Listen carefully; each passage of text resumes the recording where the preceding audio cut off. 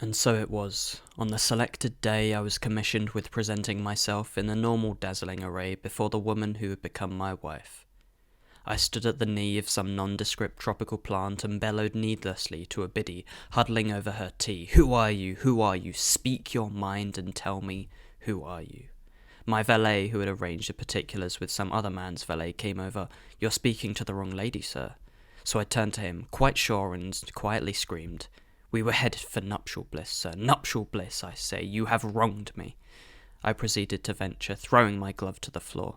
This restromance went ignored. My man placed his hands on my shoulders and wheeled me round to directly face the woman who had become my wife. I was glad to see that her face bore the hallmarks of someone who had just overheard my entire activity in the venue thus far. I considered her so primed. Her countenance and supposed attractiveness were things to which I paid no mind, you'll see. Discard them as irrelevances when in eager pursuit of nuptial bliss. "Who are you? Who are you?" Twice I thought, one time to put forth the question, another to confirm which I had already done. An answer not being forthcoming, I went somewhere in the vicinity, the middle distance, if you will, to await both my answer and also the aperitif that would go on to order. It was a banquet upon which I now sat in a state of repose. I longed for deeper comfort and cared more for a drink than the answer from the woman who had become my wife. I lay down on a seat which ran the full length of the wall and could scan the room from under the adjoining tabletop. Much of what I could spy now pleased me. As ever, this prompted sleep, which I met willingly under the enthusiastic fan heater. Dreams of my time in the Gobi were had.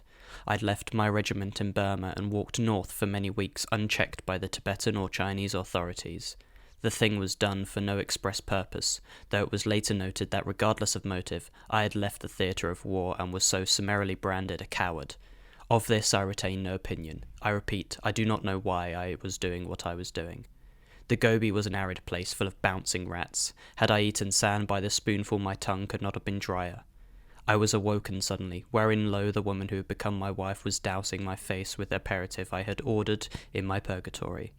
Having escaped the Gobi and been hydrated to boot, the natural response was gratitude. My valet in his position could not have taken equivalent action as this wondrous woman.